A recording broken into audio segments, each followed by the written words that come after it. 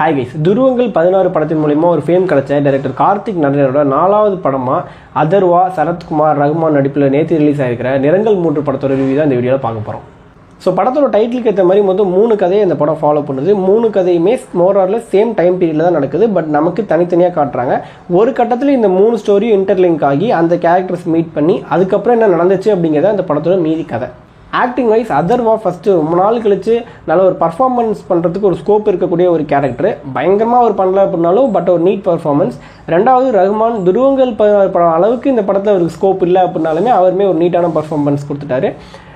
மூணாவது சரத்குமார், அவரோட போர்ஷன் மட்டும் தனியாக அந்த கேடிவி வைவில் ஒரு தனி ஃப்ளேவரில் இருந்துச்சு. அவருமே ரொம்ப எக்ஸ்பீரியன்ஸ் ஆக்டர் இல்லையா, ரொம்ப சூப்பராக பண்ணியிருந்தாரு. இவங்க 3 பேரை தாண்டி படத்தில் நிறைய கேரக்டர்ஸ் இருக்காங்க. அவங்களுக்குமே ரொம்ப நீட்டாக பண்ணியிருந்தாங்க. முக்கியமாக அந்த ஸ்கூல் போர்ஷனில் அந்த மெயின் ரோலாக நடித்த அந்த பையனாக இருக்கட்டும், சைட் கிக்காக வந்த அந்த பையனாக இருக்கட்டும், அவனோட காமெடிலாம் ரொம்ப சூப்பராக இருந்துச்சு. அவங்களுமே ரொம்ப நல்லா நடிச்சிருந்தாங்க. ஃபஸ்ட் ஹாஃபில் இந்த 3 ஸ்டோரியும் அவங்க எஸ்டாப்ளிஷ் பண்ண விதத்துலேருந்து ஃபஸ்ட் ஹாஃபோட எண்டிங்கில் போயிட்டு இந்த 3 ஸ்டோரியும் ஒரு இடத்துல இன்டர்செக்ட் ஆகிற வரைக்குமே ரொம்ப சூப்பராகவே கொண்டு போயிருந்தாங்க. ஸ்க்ரீன் பிளே ரைட்டிங் வைஸாக இருக்கட்டும், அவங்க ஸ்டேஜ் பண்ண விதத்தில் எல்லாமே ரொம்ப சூப்பராகவே இருந்துச்சு. அதுவும் அதர்வா ஹையாகிற அந்த மொமெண்ட்டு, அந்த விஷுவலி அவர் ஹையாகிட்டு அவர் பார்க்குற அந்த விஷயங்கள் எல்லாமே ரொம்ப ஃப்ரெஷ்ஷாக, தமிழ் சினிமாவுக்கு பர்டிகுலராக ரொம்ப ஃப்ரெஷ்ஷாகவே இருந்துச்சு இந்த சீன்ஸ் எல்லாமே. அதுமாதிரி இளையராஜாவோட மியூசிக்கை நம்ம இன்னும் எத்தனை படத்தில் தான் ரிப்பீட்டடாக கேட்டுகிட்டே இருக்க போகிறோம் அப்படின்னு தெரியல. இந்த படத்துலையுமே நிறைய பேக்ட்ராப்பில், நிறைய சீன்ஸோட பேக்ட்ராப்பில் அந்த இளையராஜோட மியூசிக் அப்படிங்கிறது போய்கிட்டே தான் இருக்குது. என்னதான் நம்ம நிறைய படத்தில் அது ரிப்பீட்டடாக பார்த்துட்டே இருந்தாலும் இந்த படத்தில் பார்க்கும்போது ஒரு ஃப்ரெஷ்ஷான ஃபீல் தான் கொடுத்தது. ஸோ மொத்தத்தில் ஃபஸ்ட் ஹாஃப் கொஞ்சம் டீசென்ட் வாட்சாக இருந்துச்சு. அப்படியே நீங்கள் செகண்ட் ஹாஃப்க்கு வந்தீங்க அப்படின்னா செகண்ட் ஹாஃபில் அந்த ஃபைனல் ரிவீலுக்கு முன்னாடி சீன் வரைக்கும் எந்த ஒரு சீனுமே எந்த ஒரு இம்பாக்டையுமே சுத்தமாக நமக்கு கடத்தவே இல்லை அப்படிங்கிறதா உண்மை. அதுவும் அந்த ஃபைனல் ரிவீலுமே பார்த்தீங்கன்னா கொஞ்சம் நல்லா இருக்குங்கிற மாதிரி போகுது. அதுக்கப்புறம் அதுவுமே கொஞ்சம் ஆவரேஜான எண்டிங்காக தான் ஆகிடுது. இதுக்கு தான் இவ்வளோ போட்டு வளவலன்னு இழுத்தீங்களாடா அப்படிங்கிற மாதிரி ஒரு ஃபீல் தான் கொடுத்தது. மொத்தத்தில் ஒரு சிம்பிள் ஸ்டோரி தான். பட் அவங்க டிஃப்ரெண்ட்டாக ஸ்க்ரீன் பிளே வைஸ் ப்ரெசென்ட் பண்ண ட்ரை பண்ணியிருக்காங்க. பட் அதுவுமே ஒரு கட்டத்துக்கு மேலே சுவாரஸ்யத்தை இழந்துடுது. அதர்வா ஹையாகிற சீன்ஸும் ஃபஸ்ட் ஹாஃபில் ஒர்க் ஆன மாதிரி அந்த ஃபஸ்ட் ஹாஃபில் கொடுத்த அந்த எக்ஸைட்மெண்ட் அப்படிங்கிறது செகண்ட் ஹாஃபில் சுத்தமாகவே இல்லை. ரொம்ப ஒரு போரிங் சீக்வன்ஸாக இது போக மாறிடுது.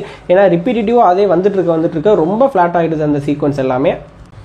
அதுவும் செகண்ட் ஹாஃபில் ரிவர்ஸ் ஸ்லோ மோஷனில் ஒரு ஃபைட் சீன்ஸ்லாம் வரும். அது மேபி ரைட்டிங் வைஸ் எக்ஸைட்மெண்ட்டாக இருந்திருக்கலாம். பட் அதை விஷுவலாக பார்க்கும்போது சுத்தமாக ஒர்க்கே ஆகலை. ஒரு சீன் அந்த படத்துக்கு வேல்யூ அடிஷனாக இல்லைனாலும் பரவாயில்ல, அந்த படத்தை பின்னாடி இழுத்துட்டு போகக்கூடாது. அந்த சீன்லாம் அப்படியே தூக்கியிருக்கலாம். நான் இது மாதிரி நிறைய இன்ட்ரெஸ்டிங்கான ஐடியா செகண்ட் ஹாஃப்லேயுமே இருந்துச்சு. பட் எதுவுமே ப்ராப்பராக ஒர்க்கே ஆகலை. சொல்லப்போனால் படத்தோட எண்டிங்கில் 2 விஷயம் சொல்கிறாங்க. ஒன்று அபிராமியோட பேக் ஸ்டோரி, இன்னொன்று சரத்குமார் ஏன் இந்த மாதிரிலாம் பண்ணார் அப்படின்ட்டு.